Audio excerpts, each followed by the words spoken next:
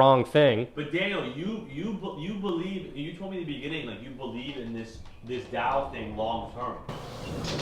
Yeah, like, dude, you have to understand that, like, NFTs were around 2 years ago, and, like, they got so much scam news about them before, like, everyone really understood it was actually had use cases for them. So, I think it might take, like, another year or two before, like, companies need to have liquidity, and they're going to use the Olympus to get it. So, once that time does come around, the price should shoot back up.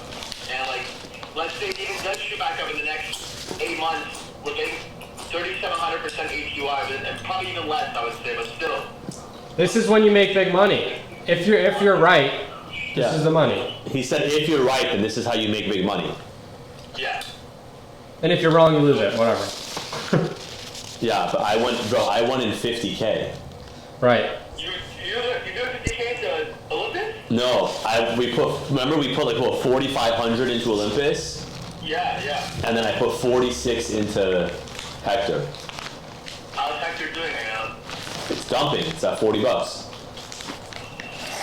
Yeah, it's called an OHM Fork. That's why I think OHM is gonna succeed, man. It's like everything is called the OHM Fork. Like it's the Kleenex of tissue. Yeah, it's the godfather of this whole Ponzonomics, whatever the fuck it's called. Yeah, but it's dying. If OHM dies, it's over for the rest of them, for 100%. It's like if Bitcoin dies, crypto dies. It's completely tied into, and that's why OHM is the least risky, but also the least APY, right? Because it's the most known one. I mean, time is like its little sister or whatever. But yeah, I mean, if you want to bet on this treasury type of style of a thing and you think it's going to exist, then now is a good time to double down. Double down or hold. But really double down, right? Because like it's so fucked right now. Right. If you believe it's going to work, you put money in, you know? And triple, quadruple your position for 5x less. So Daniel, you think all this talk about this being a Ponzi scheme is just bad press for this to go down? 100%, bro. Yeah, I really do think so. Because do you know why it happened? Because that one dude sold Shada. The what? So there's this guy called Shada, and he had $100 million. He was one of the earliest OHM people. He had $100 million in OHM, and he fucking just did a market sell order of 13 million, and he got 11 million out of it, and he just didn't give a fuck. And he caused a panic in the whole market, basically. And so everyone went from fear, and from greed to fear, and it just almost instantly, everyone was like, it's over. Like we've all been waiting for it to happen, and then it happens, and then it's like a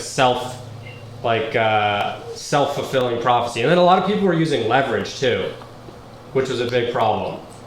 Like they thought the backing price was the lowest they could possibly get. It's not true, because the LP is part of the backing.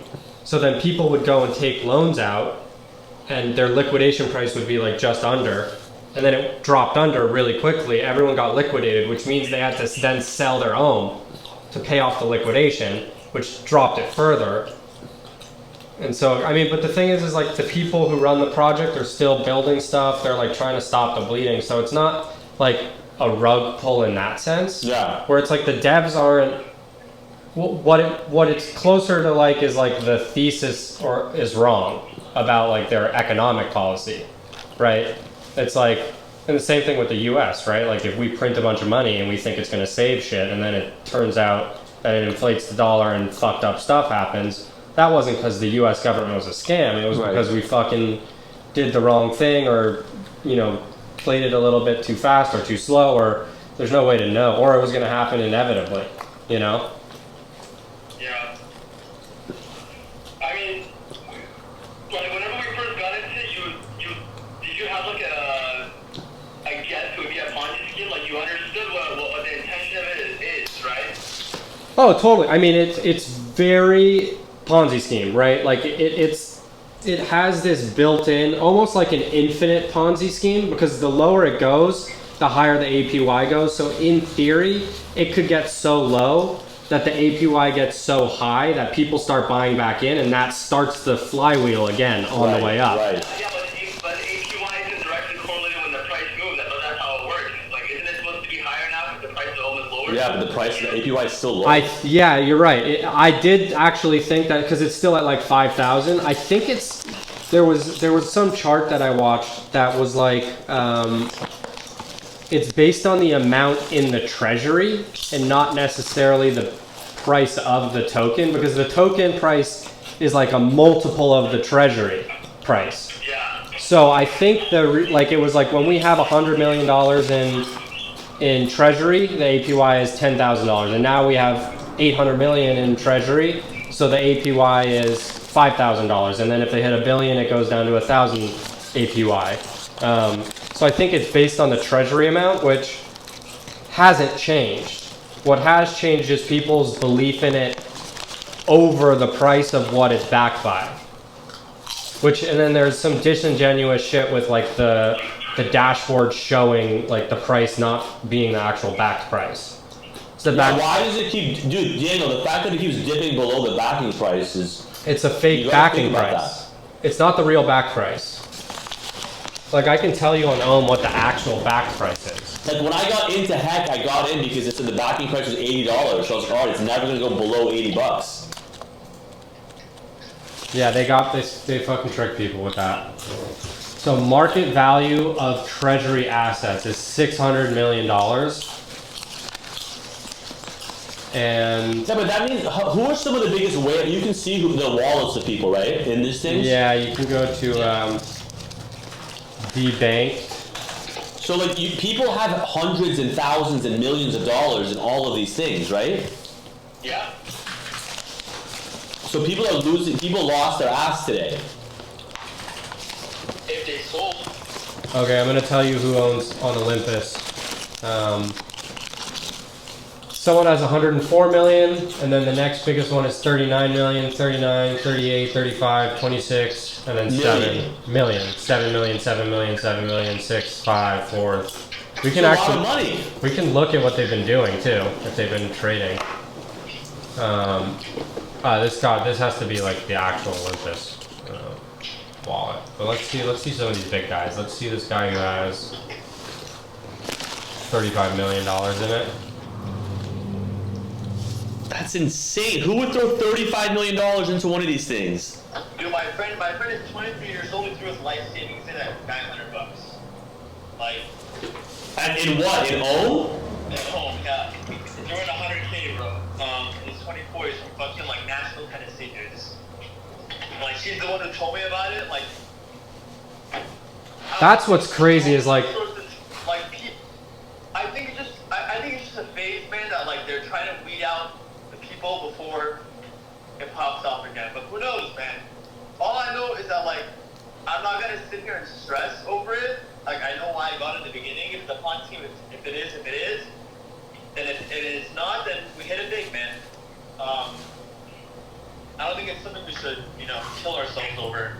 At the end of the day, we didn't throw in that much. I mean, I threw in a lot. It had to, we did. Yeah. Yeah, but whatever, call it the same fucking thing. Yeah, I would say for you have to decide, cut your losses or ride it out. I'm not selling, there's no way. Yeah, don't sell Phantom picking up also. Yeah, but Phantom went down today too like crazy.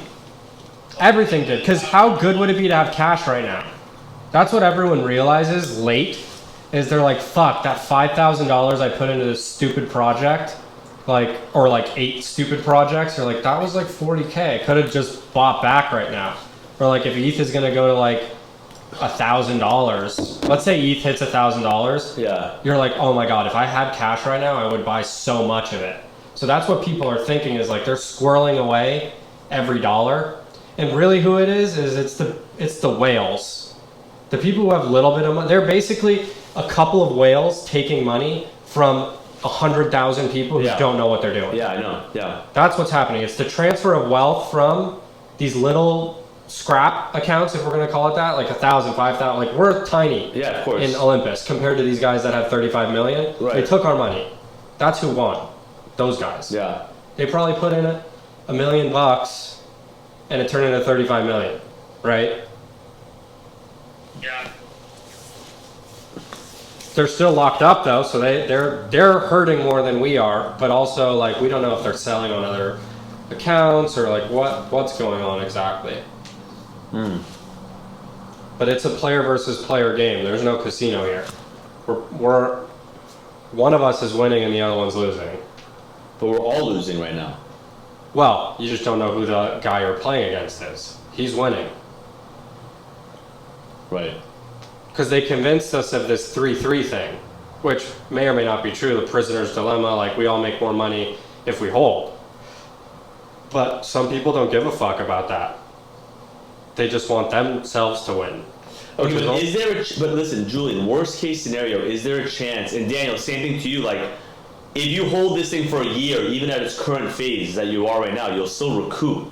Not necessarily, because Yeah, if the APY still goes down, not really, and if the price goes down more too, but... Because the treasury is backed by other cryptos, right? So if let's say the crypto markets crash, Yeah. and like do you know what makes up the heck treasury? No. Like, that's something to look up. Yeah, but if this thing crashes, then that means that all of crypto is going to crash, right? All of crypto crashes, this thing's gonna crash. If this thing crashes, all of crypto will crash. But if all of crypto crashes, this is gonna crash. Yeah, they're very related. Because like, also like, this is weird, because they're saying here, currently the backing per HEC using the market value treasury assets is $94, and the backing per HEC using the risk-free value of treasury assets is $73. But the backing assets are not stable coins. The backing assets are like Bitcoin, Ethereum. Yeah. So as those go down, These goes down. the treasury goes down. Yeah. And even for When those Invictus, go up, then the treasury goes up. But if that Correct. goes- yeah. so it's very like interrelated, which And is that's okay with me. I'm happy with that because it means that the whole. If you're betting on the market, it's gonna, survive in the next year or two, then... I mean, Julian, listen, dude. Guys, there's no question that this crypto thing is going to be the future. Are we tripping? No, we're not tripping. no, El definitely- Salvador is using Bitcoin like as a fucking national currency. there's always going to be a rocky road, and then there's going to be at some point it's going to get even worse when the tether thing happens, because that's even bigger. What's that? Tether is the stable coin that backs pretty much everything, Okay. and we don't know that they're actually backed. They've not done an audit. They're offshore.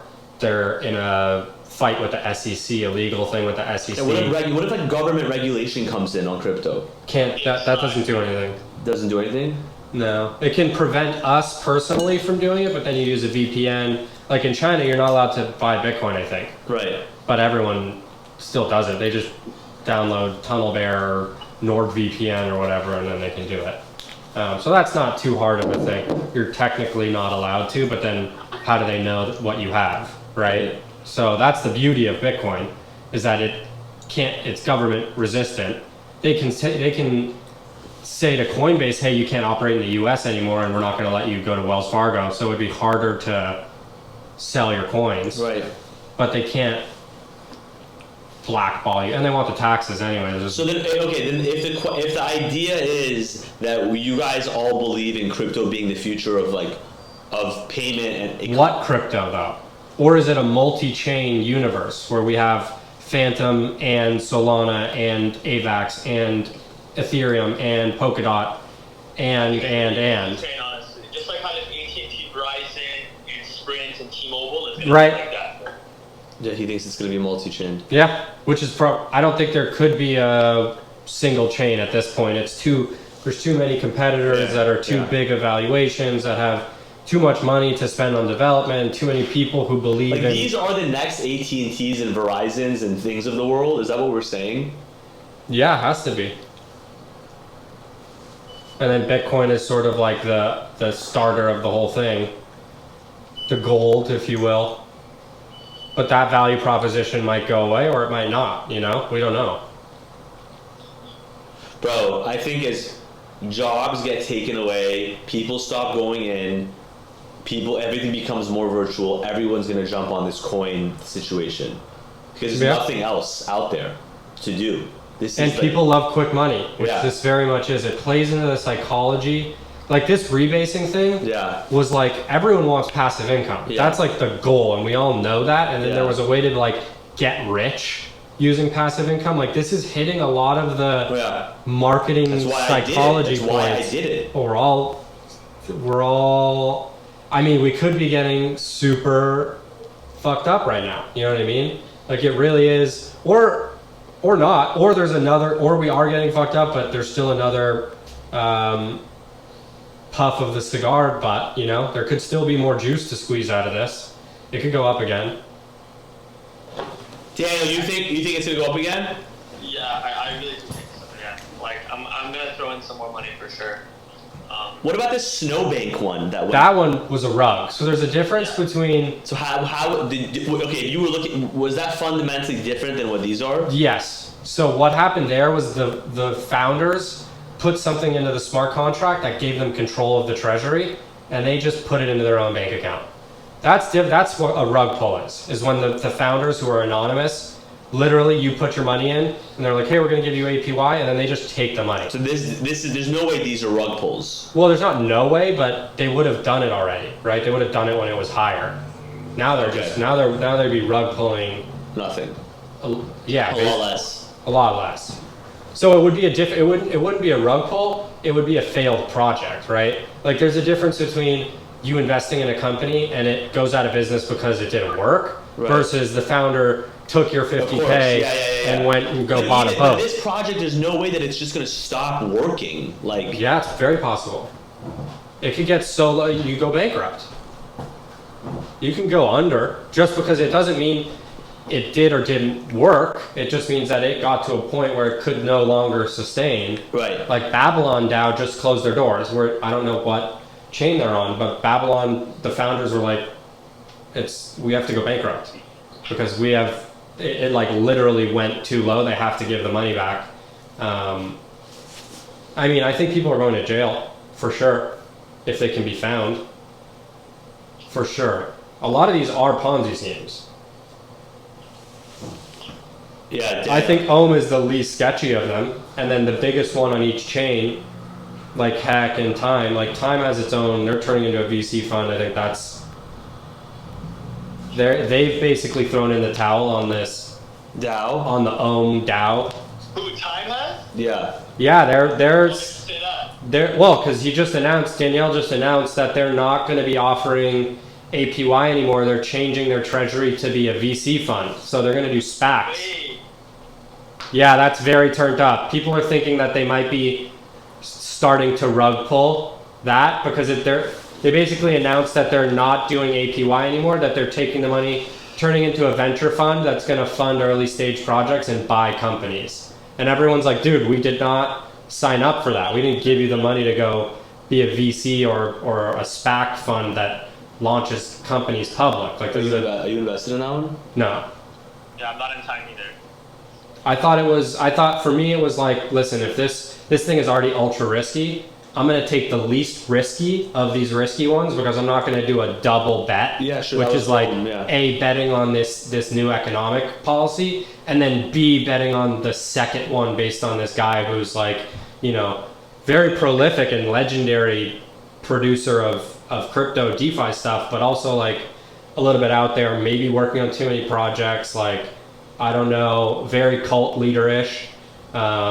Sometimes you need that, like a Steve Jobs face, and sometimes that's like, he's actually just like a crazy person.